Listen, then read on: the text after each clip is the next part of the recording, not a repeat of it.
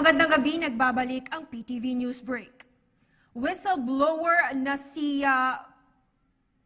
Kabunsuan makilala patay matapos pagbabarilin ng dalawang hindi pa nakikilalang lalaki habang sakay ng bus papuntang Purok 8, Barangay Alejal, Davao del Norte.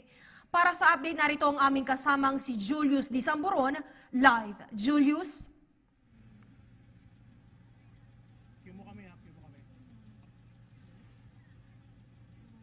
Yes, Joy, magandang gabi. Ang mga otoridad ay kasalukuyang nagsasagawa ng investigasyon kaugnay nga nitong naging pagpatay sa whistleblower sa di umano'y anomalya sa loob ng Bucor na si Makilala. Ito nga nakilala nga ito si Kabungsuan Makilala. So ang kabuang detalye na niyan, pakinggan sa aking report.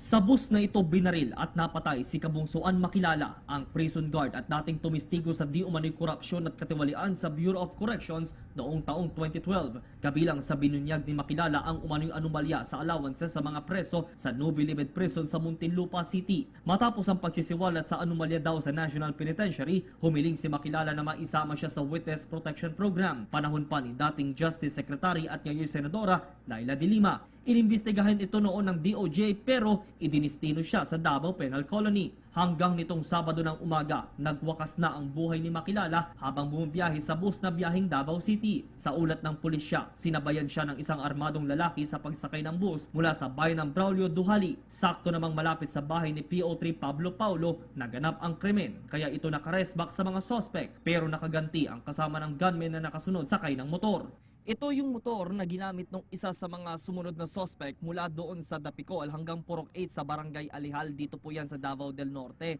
Sinasabi na itong motor na ito ay naiwanan noong suspect na iyon at nangarnap ng isa pang motorsiklo na ginamit naman nilang bilang getaway vehicle matapos nga yung insidente ng pamamaril. Dahil sa insidente, 4 ang nadamay at pawang sugatan. 3 sa mga ito ay pasahero din ng bus at isa ay ang responding police. Bali sa harap siya sir, tabi ng driver sir, front seat sir. Yes sir. Bintana, din dito parang hallway sir, sa bus, sa gitna. Pinaimbestigahan pa natin ng maigi para makita tayo ng ebidensya kung sila na talaga. So pwede natin ipalagay. Patuloy naman ngayon ang ginagawang operasyon para mahanap na ang mga suspect sa pamamaril. Pero ayon sa pulisya, may person of interest at leads na sila dito. Kay Sandra Cam, unang lumapit noon si Makilala bilang pinuno ng Whistleblowers Association. Posible din daw ayon kay Cam na pinatay si Makilala dahil sa mga nangyayari sa Bucor. Ito yung first whistleblower tungkol dyan sa Bucor.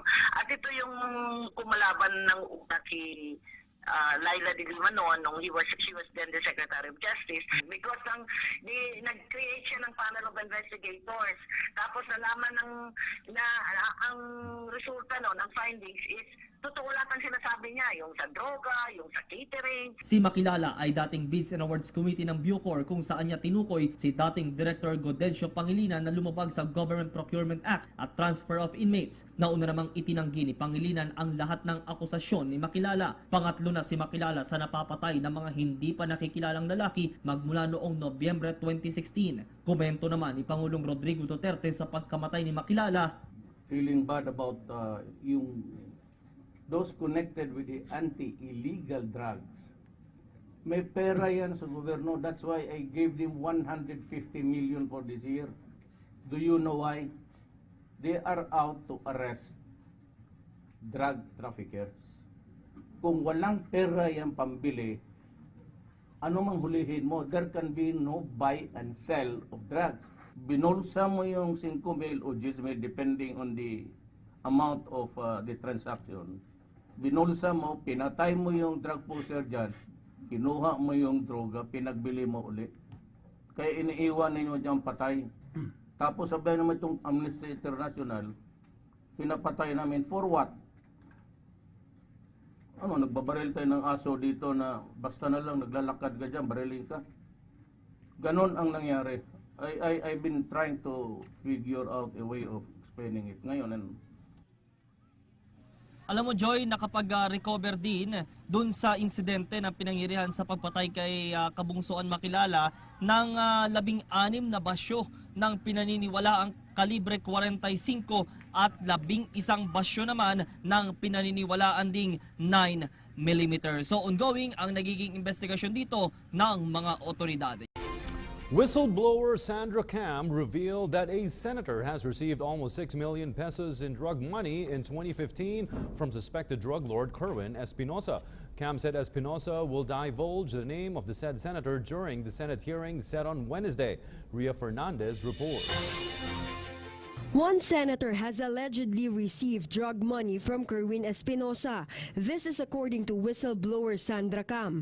It will be remembered that it was Cam's camp who was able to determine the location of Espinosa in Abu Dhabi, leading to his arrest and return to the country. In an ambush interview at the Senate, Cam said that Espinosa revealed to her that he delivered drug money to a senator. Cam refused to name the lawmaker for now, but based on Espinosa's revelation to her, the Solon received almost 6 million pesos from October to December 2015, which was presumably used to fund campaign. One senator there, nag-deliver siya ng 3 beses. So, wag na tayong magpa-tiklop dito. Sana itong Senado ma-regain ang respeto ng ating sambayan ng Pilipino. Kailangan baguhin po. Sana deliveran din. Lahat po yan na-deliveran. Opo. Si Kerwin nag-deliver ng 3 sa isang senator. Sa isang senator, si Kerwin mismo. Siya mismo personally. Sa isang senator. How much?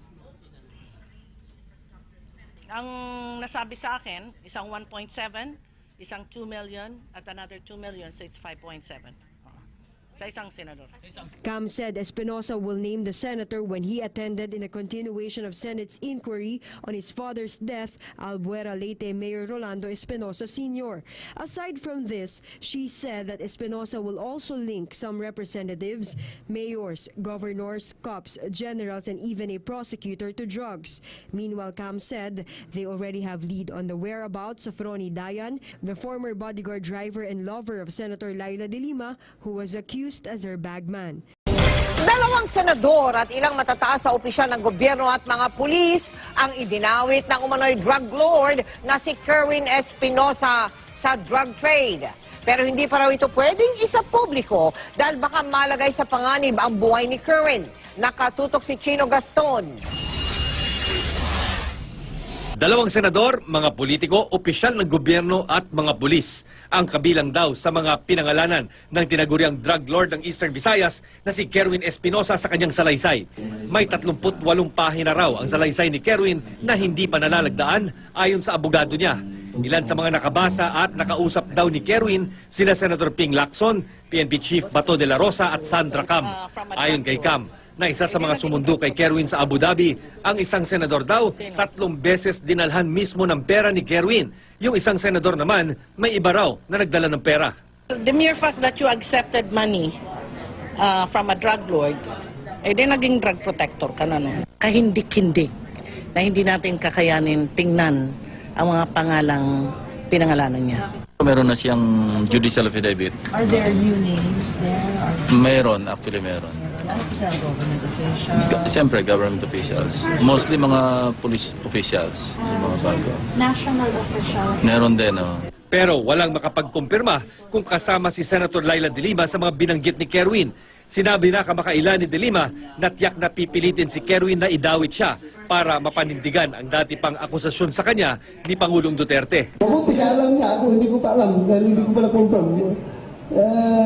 That's the least of my concern dahil alabas sa may katotohanan. Sa Miyerkules, inaasahan ang pagdinig ng Committee on Justice and Human Rights at ng Committee on Public Order ng Senado tungkol sa umano'y drug trade ni Kerwin. Nananatili sa Anti-Illegal Drugs Group compound sa Campo Crame si Kerwin habang tinatapos pa ang kanyang judicial affidavit. Nilabas na rin ng PNP ngayon ang mga mugshots ni Kerwin. Madaling araw ng Biyernes, siya na iuwi sa bansa mula Abu Dhabi. Tiniyak ng liderato ng PNP na ligtas si Kerwin at hindi sasapitin ang nangyari sa amang si Mayor Rolando Espinosa sa Sub-Provincial Jail sa Baybay, Leyte. Kakausapin din ng NBI at DOJ si Espinosa bilang bahagi ng pagtitimbang kung pwede siya ilagay sa Witness Protection Program. We have an agreement with the DOJ at saka sa investigator ng AIDG na we have to keep it in confidence muna kasi although we did not ask for it, Kerwin did not ask for it, the DOJ is still evaluating Kerwin for us to be covered by the Witness Protection Program. So, kung i-disclose natin baka may security risk